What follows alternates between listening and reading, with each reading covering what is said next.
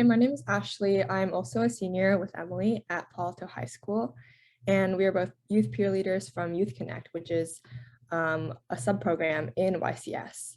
And before we begin, we would just like to remind everyone that you can ask any questions in the chat and throughout the presentation, and we will try to get to them at the Q&A session at the end. And now I'm going to pass it on to our program coordinators to introduce themselves. Hello, everyone. My name is Ashley Yumazawa, and I am a program director here at Youth Community Service, or YCS. Hi, everyone. Good morning. My name is Jennifer Lee Thurston, and I'm the program manager at Youth Community Service, and I work with Ashley and Emily in our peer leadership program, Youth Connect. Okay, so after this hour together, we hope that you'll be able to take away a few things from our presentation and answer these two main questions. One, what is Youth Connect? What do we do here with the program? What is our impact like? And number two is, what is one supportive action I can take? And that is something we will get into in a more interactive workshop towards the end. And now we will hand it over to Ashley, the program manager, to talk more about Youth Community Service as a whole. So at YCS, we offer youth real life skills, empathy for the needs of others, social justice awareness, and a sense of connectedness, purpose, and efficacy. So Youth Community Service was founded in 1990 as a coalition between two cities here in the Bay Area as a way to build bridges between communities through youth service. So that is still our mission today, though our programs have changed to reflect the needs that we see in the community. We are located in the San Francisco Bay Area in a section called the Mid-Peninsula. So we offer many different programs at YCS. We have 4 main program areas. Our school-based programs where we offer service learning in the schools, so in classrooms and in clubs, service events in the schools. We also have our peer leadership programs, of which part of it, and we'll get into that program through this presentation. We also have our Youth in Action programs, which includes our summer camps. And then we have community enrichment, where we offer service learning experiences for the larger community through community-wide events and intergenerational activities for people to engage with service. Each of our programs all center around these 3 essential elements: service-based learning, social and emotional learning and wellness, and leadership development. All of our programs are research-based and aligned with service learning standards. So I'm going to throw it back to the youth to introduce Youth Connect. Yeah, so before we describe the format of Youth Connect, we want to introduce some of the experiences in the program from some of our fellow peer leaders and share the goals that we hope to accomplish as a program. So in this video, you will hear that we used to go by the name of the Youth Connectedness Initiative, or YCI, but now have since shortened it to just be Youth Connect. And now we will play the video for you. Hey everyone, my name is Justin Laksamana, and I've been a part of YCI for 3 years now. I got to see it evolve and grow, as well as self-reflecting, seeing myself grow, becoming a better person and becoming a better leader. The skills that I've been taught here at YCI, I've been able to apply to my everyday life of becoming a better brother, becoming a better teammate, becoming just a better leader. And it's all thanks to YCI. Hi everyone, I'm Bianca. I'm a junior at Gunn High School, and I've been a YCI peer leader for almost 3 years now. Recently, we've had a lot of guest speakers from the organizations, and I've really loved that because I've been able to learn a lot more about things that are very prevalent in Palo Alto, like suicide, depression, anxiety, sexual assault, which I didn't really know that much about before. Hello, my name is Chloe Guo. I am currently a senior student at Palo Alto High School.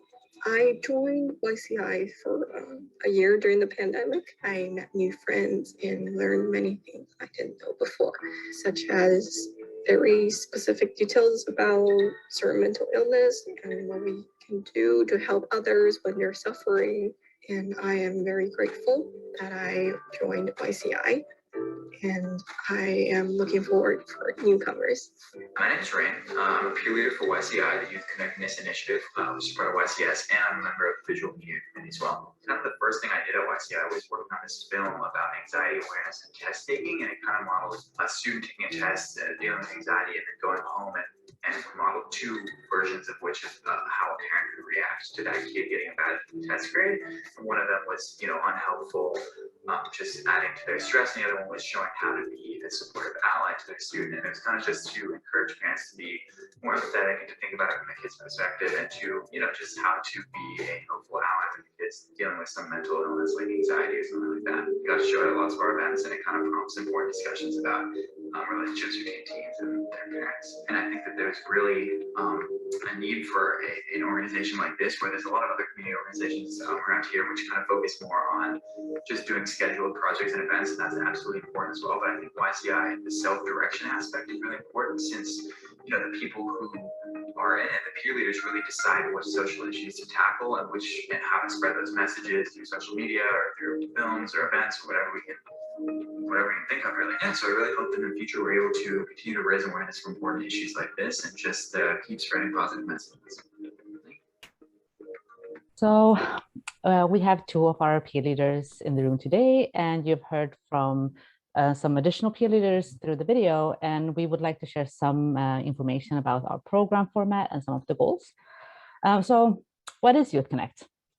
Youth Connect promotes youth mental health and aims at reducing youth suicide risk by promoting protective factors such as strengthened relationships, increased connectedness to peers and adults, and through community service.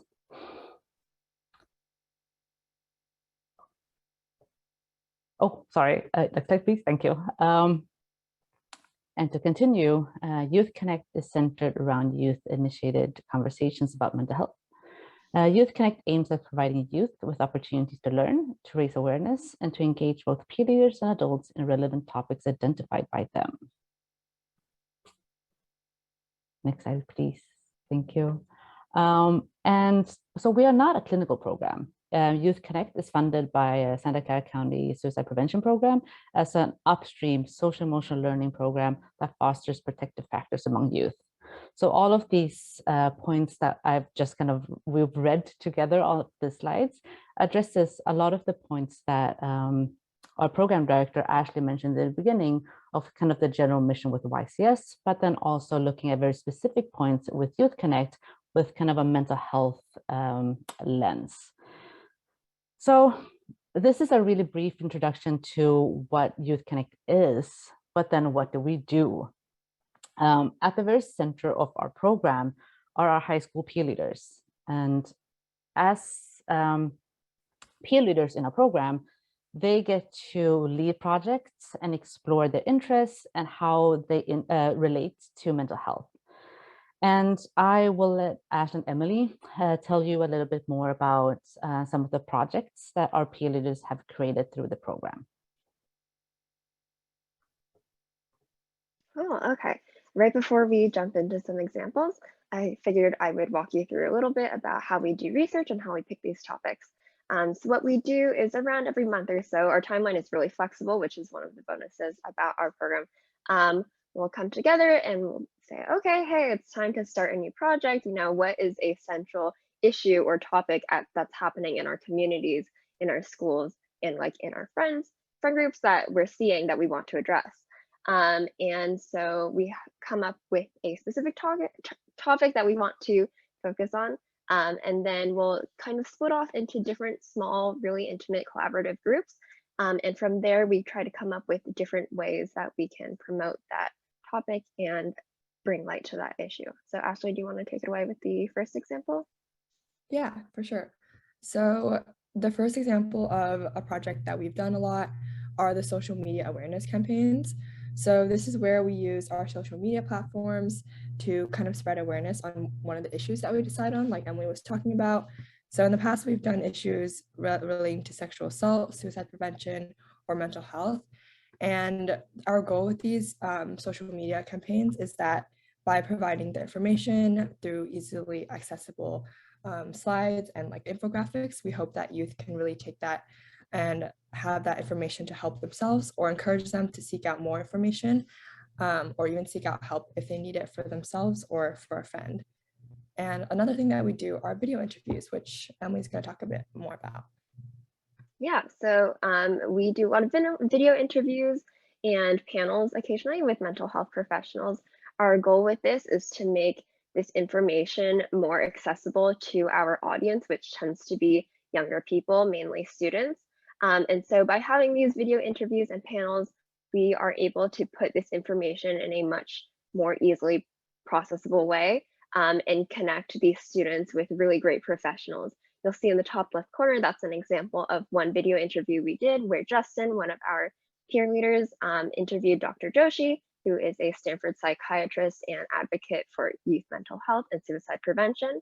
And what we did is we collected anonymous responses on an online survey from our Instagram and other social media platforms.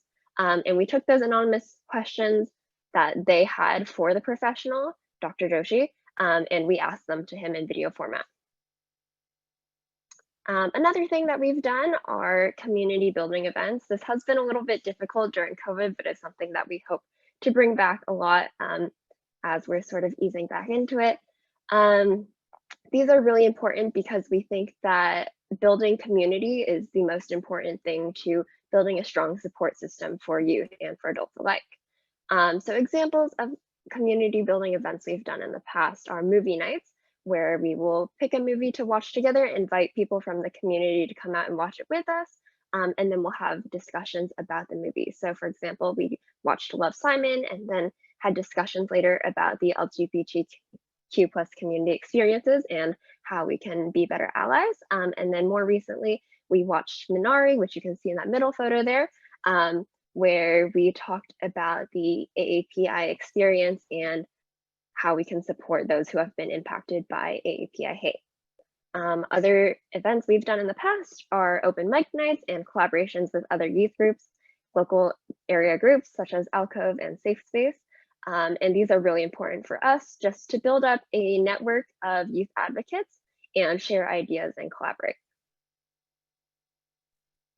Yeah, and to kind of finish this up, to add to the community building aspects that Emily was talking about, in the past year during the surge in AAPI hate crimes that were a result of the pandemic, a few of our peer leaders decided to start projects to support the AAPI individuals in the community.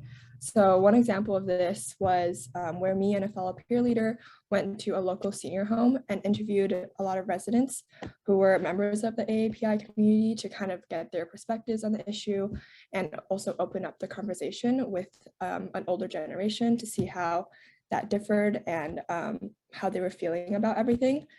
And another project that was related to that is that we teamed up with our local city hall to present a panel where we invited a lot of AAPI youth to share their experiences about facing racial discrimination and dealing with that themselves to inspire more awareness around the whole issue and kind of bring that topic to light. So those are kind of some projects that relate to a specific issue that we identified that affected our community.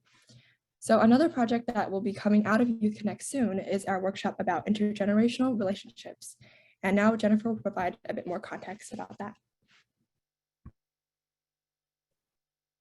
Thank you, Ashley and Emily, for sharing some of the Youth Connect projects. So these projects and the work from our high school peer leaders are central to the program. And you've seen some of examples of projects created by them, but they've also collaborated with kind of the wider Youth Connect staff in creating a workshop, which is our call to action workshop, addressing intergenerational relationships specifically and what adults can do to keep building strong relationships across generations. And this workshop is very much centered around kind of the youth perspective of what they would like to see out of their community. Because we do know how important intergenerational relationships are, and adults are very much included when we think about ways to promote youth mental health and reducing suicide risk. And we want to engage them in youth-initiated conversations about mental health. And we recognize intergenerational learning opportunities as fostering protective factors.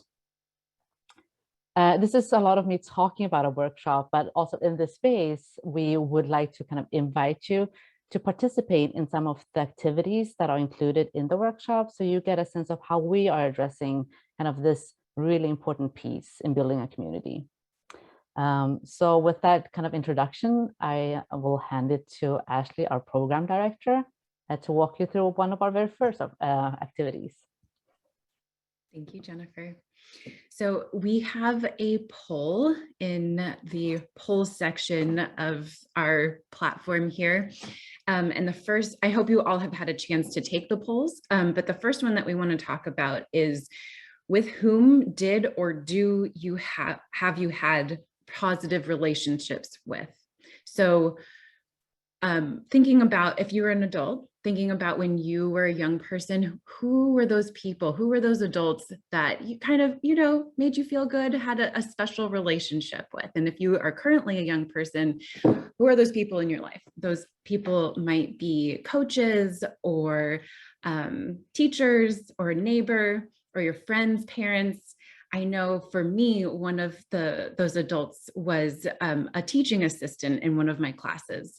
She just really was somebody who I could relate to, and she treated me differently than most adults in my life. She respected me as an equal, and we laughed together, and I could talk to her and ask her advice. And I just really appreciated that time that we had together, even though it was probably only a semester long, but I think of her fondly to this day. I'm sorry, I can't see the polls, but Ashley and Emily, if you wouldn't mind kind of telling us what the landscape is out there for our participants. If you can see the polls. If not, I can. Yeah, I believe I can. And it seems like a lot of the positive interactions are with program leaders, parents, teachers. I can say that definitely is true for me too. I think that's a lot of where I see my positive interactions. For me specifically, I think one person that stands out would be my sophomore year chemistry teacher, because I think, like you said, a pattern of like positive interactions is somebody who can empower you. And I felt like this teacher was very empowering to me because she made the classroom like a safe space. In a place where really it felt like learning was a priority. It wasn't necessarily about your grades or about your numerical achievements or your scores, or about who was learning faster than the other, but she was very open to, taking questions and cultivating a community of like curious learners, where it made chemistry one of my favorite subjects, and that was one of my favorite classes throughout high school. That's so great. Thank you for sharing, Emily. And I hope all of you have had some relationships like that, either now as a young person or when you were a young person. So we have a couple of other polls. And yeah, so two of the other polls you'll see there ask how many unique adults you interact with on a regular basis and how many young people you interact with on a daily basis, or not daily basis, weekly basis. I did a little bit of quick math. I tried my best. It seems like of the young people, we in this virtual room here, in this virtual space, seem to interact with around 450 unique individuals, young individuals, on a regular basis. That is a really big number. And with that, you should recognize that each of those relationships has the opportunity to be strengthened, and that each of those is really valuable. And so we hope that through our little workshop space here, we're able to help you work through how to enrich those relationships and make them stronger than ever. Now, I guess, Jennifer, do you want to talk a little bit about what the Developmental Relationships Framework is? Yes, I always want to talk about the Developmental Relationship Framework. So this workshop and a lot of the work we do in Youth Connect is informed by the Search Institute's Developmental Relationship Framework.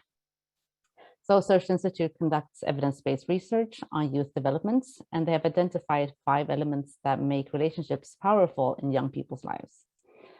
So these 5 elements are referred to as the Developmental Relationship Framework, or DRF in short. And the elements are express care, challenge growth, provide support, share power, and expand possibilities. So in the previous exercises and polls we just did, we also want to acknowledge and hold space that there might be young folks and adults who grew up without experiencing any developmental relationships, because the research out of Search Institute also shows that 1 out of 5 young people are not experiencing a single developmental relationship with an adult. And another 20% report only having 1. So this workshop that we have created focuses on relationships, especially the intergenerational relationships. And I want you to keep the statistic in mind, but also keep all the relationships you identified in mind, and make space for all the young people and all the intergenerational relationships, the ones that are really close to you, but also your more casual relationships. Because as Emily just said, all those connection points matter. So with that, we will move you kind of further into the workshop. And I want to introduce a video that we filmed that also is the centerpiece of the workshop itself.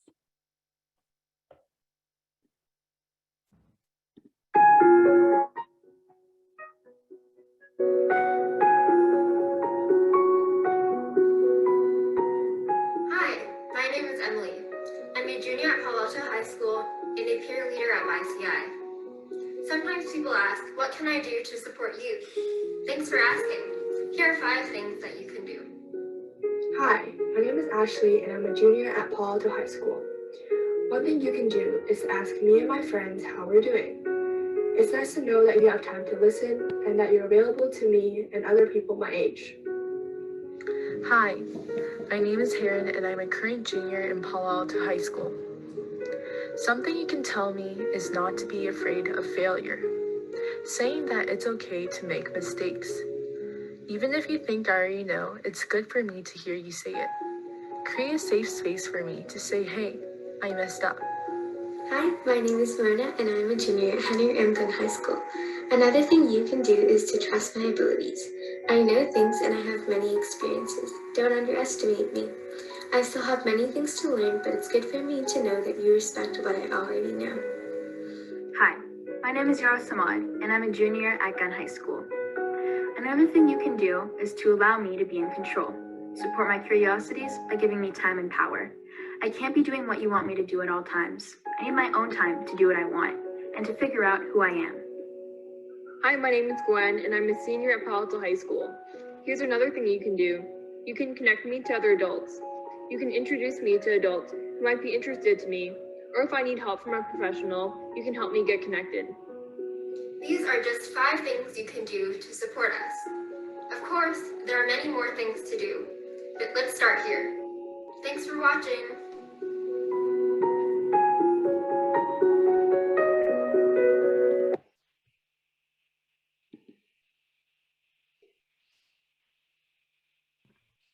All right, cool. So now that you've seen the video and heard about some of the actions that youth want to receive from adults, we want to hear about your perspectives as either a youth or an adult. Mainly, we want you to consider, if you're an adult, what are some other ways you can think of that you can act to address these needs? And if you're a young person attending, what would make you feel more supported? So let's go down the list and begin with the first element of the developmental relationship framework, which is expressing care. Besides asking youth how they're doing, what other actions can you take to show that you care? We can take this moment right now if you would like to unmute or maybe type into the chat one action you can think of to show youth that you care. And in a moment, we'll also provide some additional examples. We would just like to hear if anyone has anything that they think would be a good way of expressing care that maybe you're already doing in your lives, or maybe something that you would like to pursue in the future.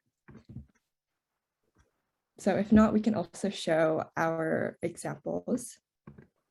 Oh yeah, great. So I see in the chat, one example is getting to know and use their names.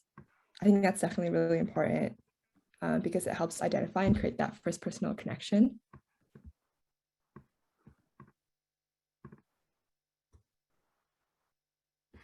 Yeah, cool. So I see enjoying activity together, just being available for them for sure, and being curious about my interests, listening to a band that I like, watching a movie that I liked, and yeah. So from our previous workshops, one thing that we saw that youth talked about a lot is making it normal to talk about emotions. And this is really important because it creates like a safe space so that youth feel like they have the space to share how they feel. And I think that's a very important of expressing care.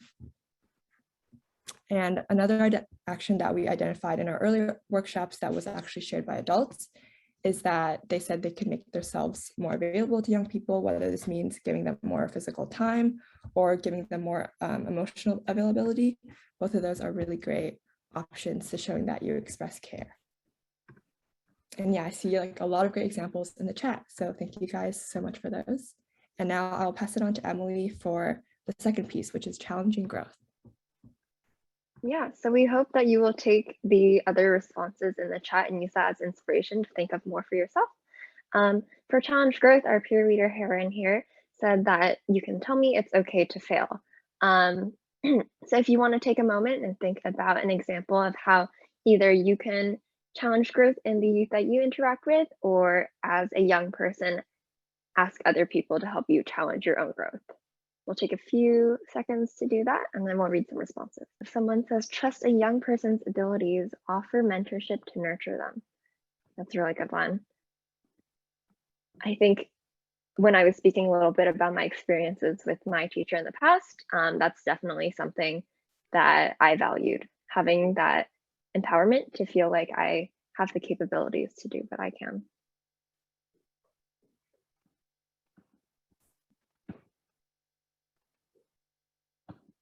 Yeah, that's a good one. Taking people outside of their comfort zone. Maybe it's public speaking, trying other new opportunities, being open and honest about what we're still working on as adults. Giving space to process failure. Yeah, these are all really great. So we have a few more examples that we left for you guys. The first one there is once again from the youth in our program, and this is like one example we've identified. This is build my confidence by appreciating me the way that I am. And then the second one from our workshops that adults have identified is listen first before giving advice.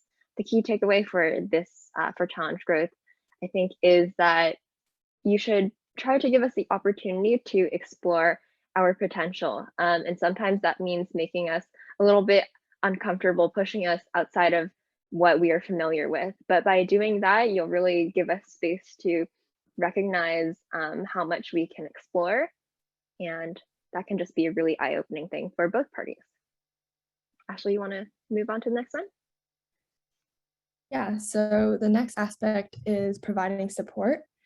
And in the video, Mona said that one way to do this is to trust my abilities in the things that she does and that youth do in general. So we can take a moment here to think about what other actions you can think of that are to provide support to youth, or if you're a youth, what are ways that you think adults around you can show that they're providing support?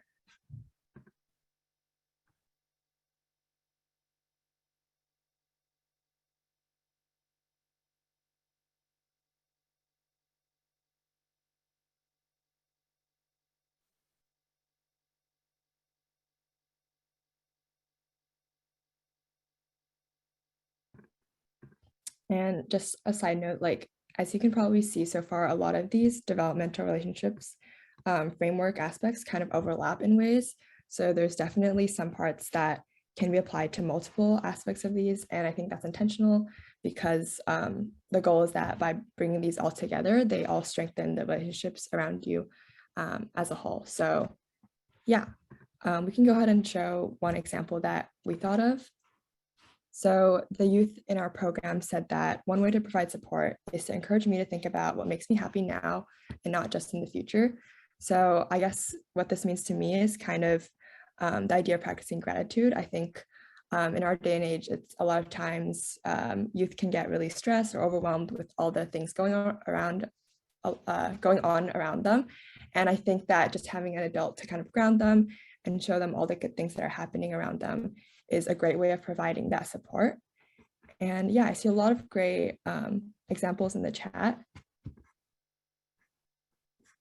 I think, yeah, mentorship is a great one, and asking questions or just listening is just a great way to provide support. It's a very simple action, I think, that really goes a long way to show that you care and that you're there to support whatever youth are going through. Yeah, and we can also share an example that adults have brainstormed. This one did come up within chat, which is just showing up and having their backs.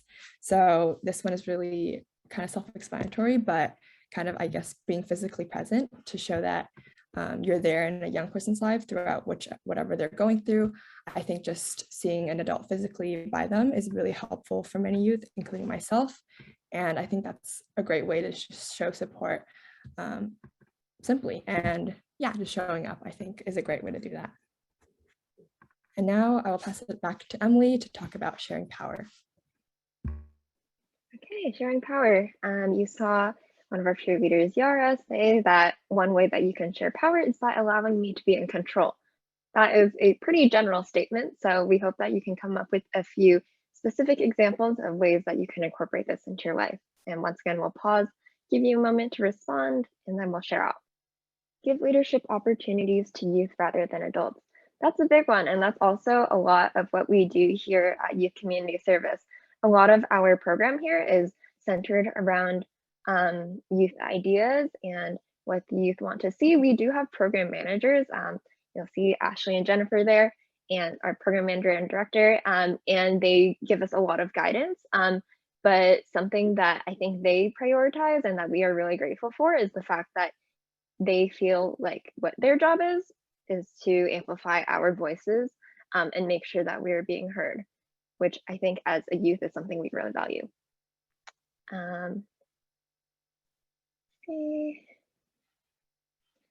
Avoid power words. We're partnering with youth, not developing or preparing them. That's a really good one. Give space to youth and don't jump into things quickly. Pause. Let me give my opinion. I believe this came from a youth. If youth shares an interest in a certain topic or decision-making process that you have access to and shown interest in, bring the youth to the table. Yeah, for sure. These are really great. So we'll go through a few of the other things that we came up with previously. So the first one from the youth perspective is let me be the expert in my experiences, don't diminish them. And then from the adult side, we have sharing power can be done in simple ways like having them share control of the conversation.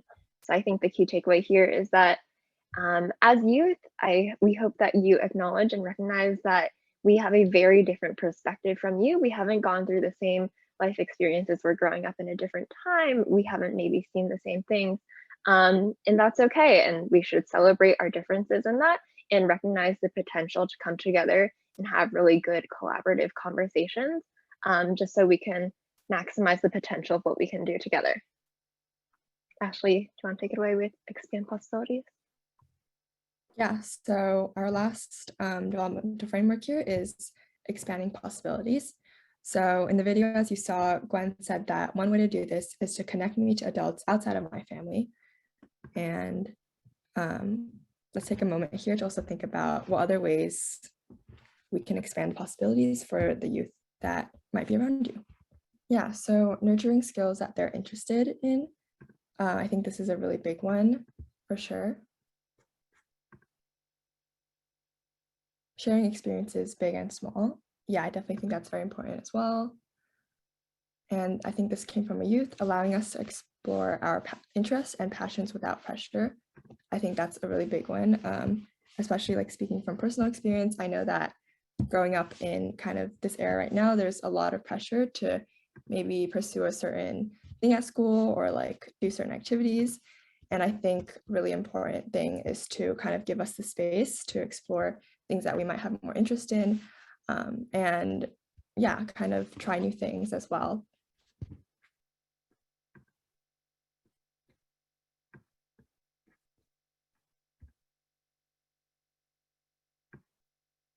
Okay, and now we can also share an example that came from our past workshops. So from youth, we said that don't limit our dreams and ideas. I think this one is really important. It's great to let youth know that whatever ideas or dreams we have, it's good to pursue them rather than limiting them, even if they seem out of our reach at the beginning. I think it's really important to always have that learning curve and try to go for things that seem out of our reach. And in the chat, I see, don't make any assumptions about youth capacity. Yeah, that definitely connects to what we're talking about here. And an example that came from an adult workshop in the past is to guide and show young people how to access resources. So this one is really important, whether it be kind of sharing the resources that maybe you can take away from this presentation, hopefully, or kind of connecting them to other resources that you might know of in the community, like other youth groups or youth bonding events. I think are really great ways to get youth out of our comfort zones and engage with the other possibilities that might seem just out of our reach, but with a little bit of extra support and help from adults, we can get there. So I think that really sums up what expanding possibilities means and why that's really important to encourage in all the young people of our generation. Yeah, so thank you guys all for your great responses. I hope that you can all take away something from the slide and the actions that you can take home with you. So now that we have shared all these actions, for the adults in the room, we really invite you to take this time to choose just one that resonates the most with you, and you can make that your action pledge is what we call it. Basically, we want you to choose something that you can implement into the interactions that you have with youth going forward. And if you're a young person, you can think about which action you would want the most from the adults in your life, and you can make that your action ask. So yeah, Emily will now talk more about how you can incorporate this action ask and action pledge in your lives and relationships going forward. Yeah, Ashley, if you want to move on to the next slide really fast. Great, thank you. So we want to talk about how you can implement these action pledges, or if you're a youth, what you can do, what you need to support your action plan.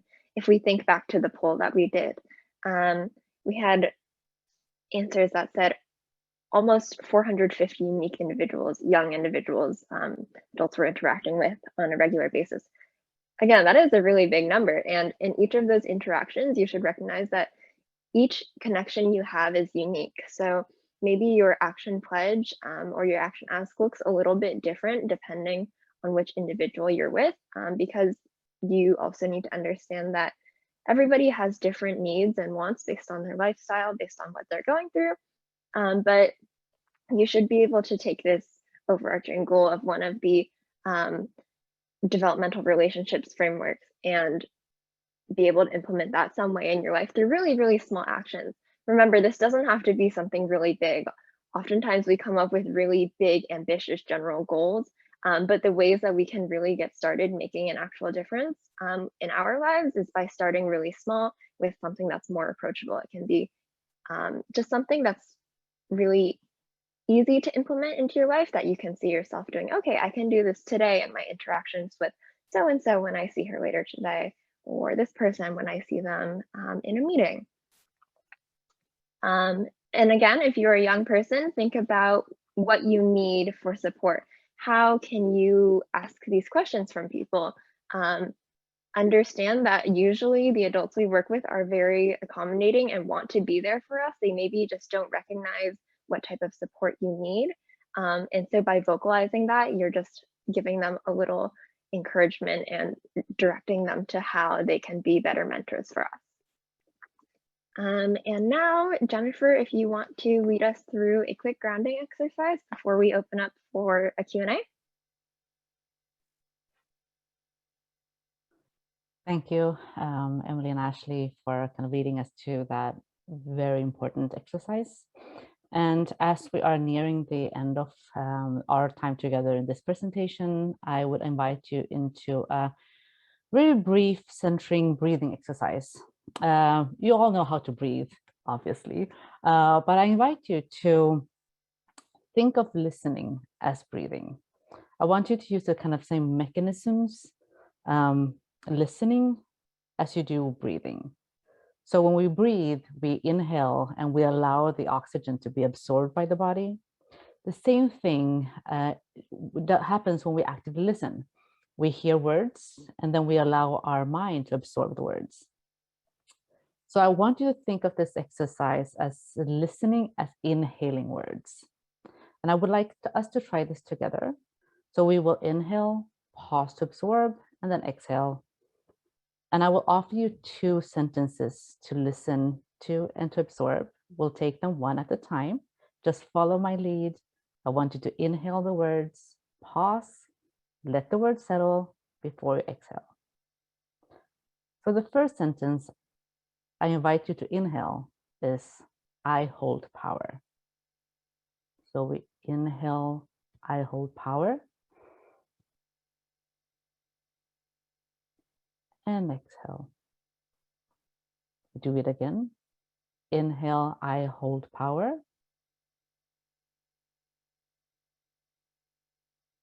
And exhale.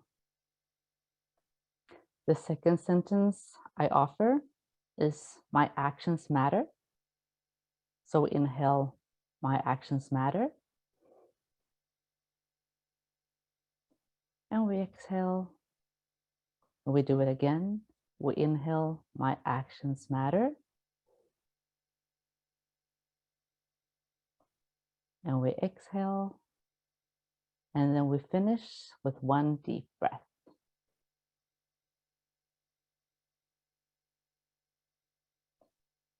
So thank you for participating in that kind of brief breathing exercise. And before I hand you off to Ashley, I want to leave you with the reminder that you hold power and your actions matter, and that relationships require actions.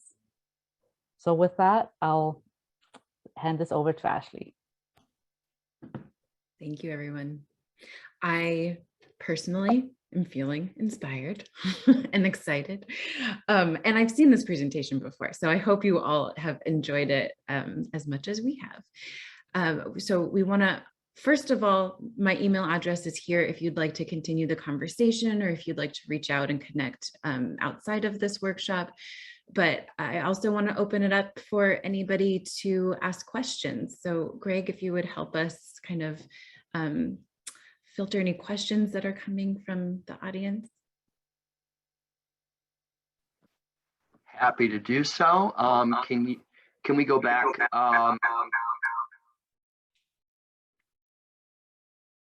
Sorry.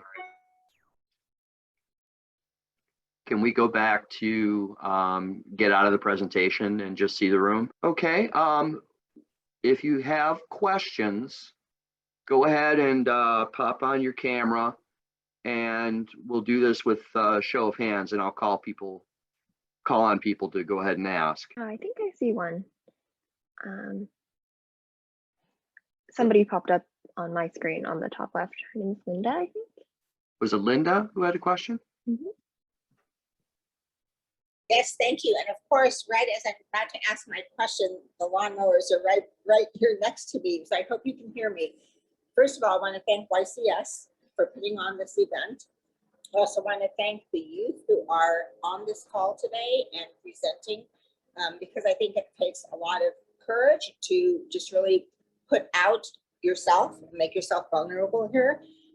So my question is, how can we, those of us who are particularly in the mental health field and have been working on many of the issues that they've been talking about this morning, how can we lean in more? How can we collaborate more? Not take charge, but just collaborate with our youth. And I'll just leave it very short, and that's my question.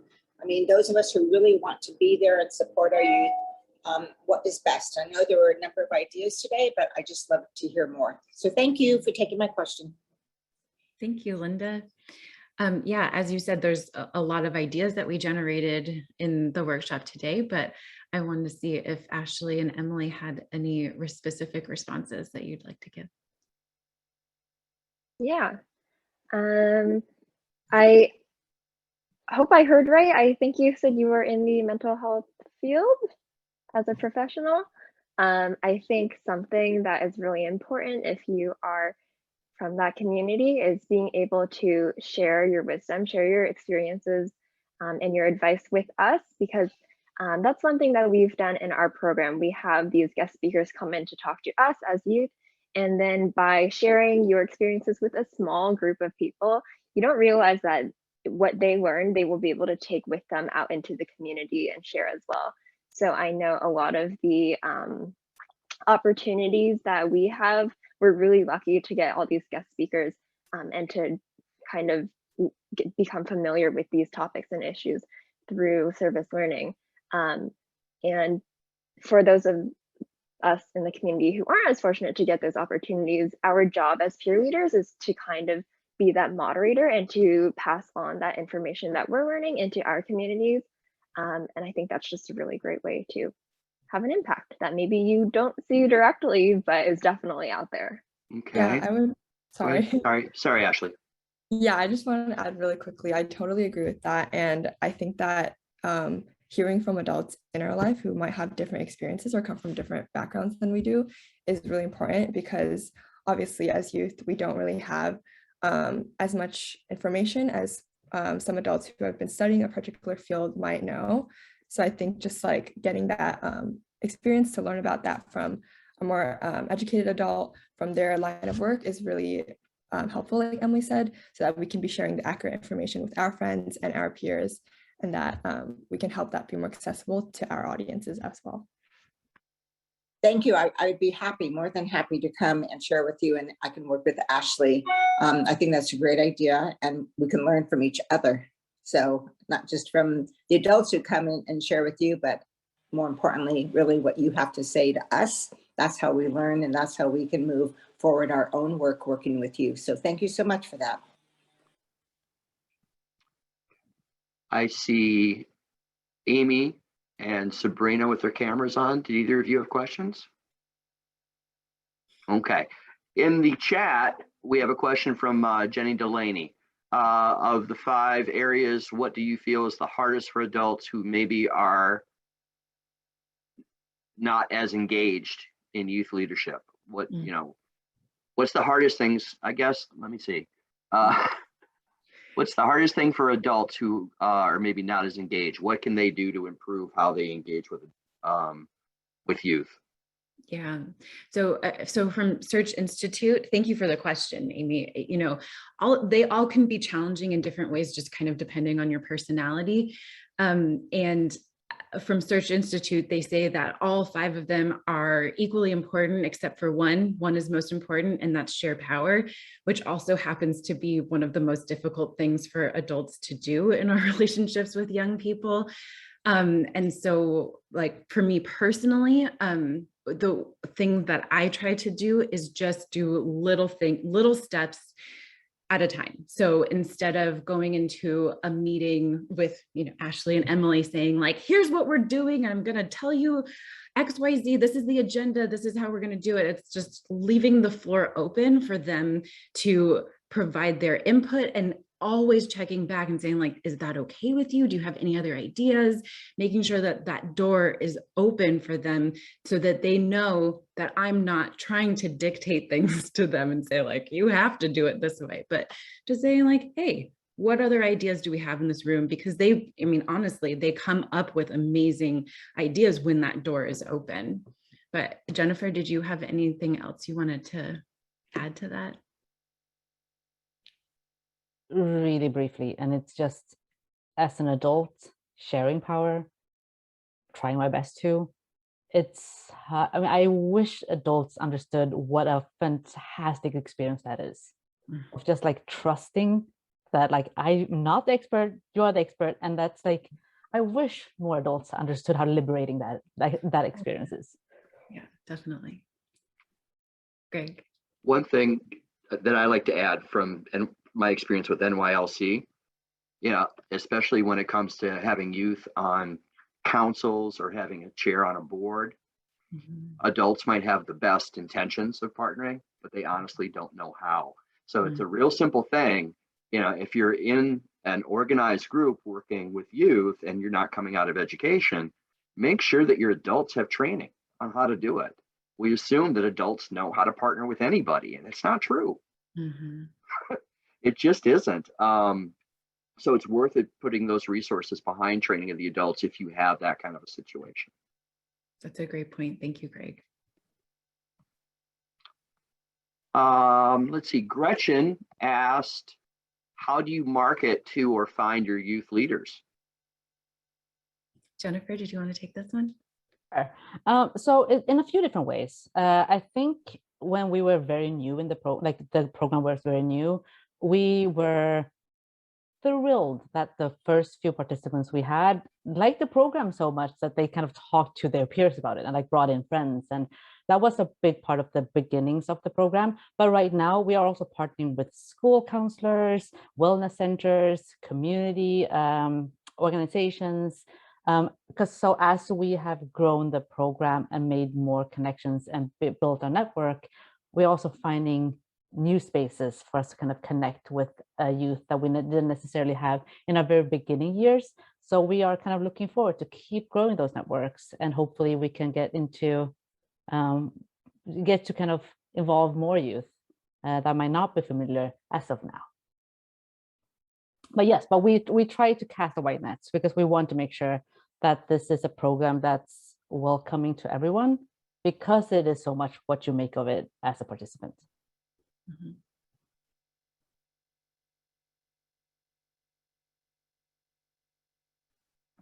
Are there any other comments or questions? I think I see one in the chat from Kate. She asked, is Youth Connect only based in California? Maybe Ashley or Jennifer could talk a little bit about where we're currently and where we plan to go. Yeah, thank you, Emily. And thank you for the question, Kate. So we are currently only based in our little mid-peninsula area. We are in the process of expanding the program. And so if you are interested in bringing a Youth Connect to your community, please feel free to reach out to me directly. My email address is Ashley, ASHLEY, @youthcommunityservice.org.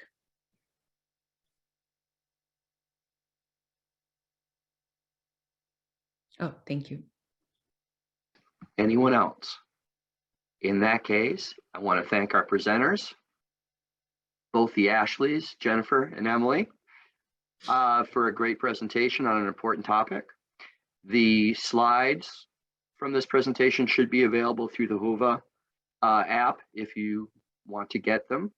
And once again, let's give them a big hand and thank you so much. Thank you. Thank you all for coming. Thank you so much. We really appreciate getting the opportunity to speak and have such a nice community of people listening to us.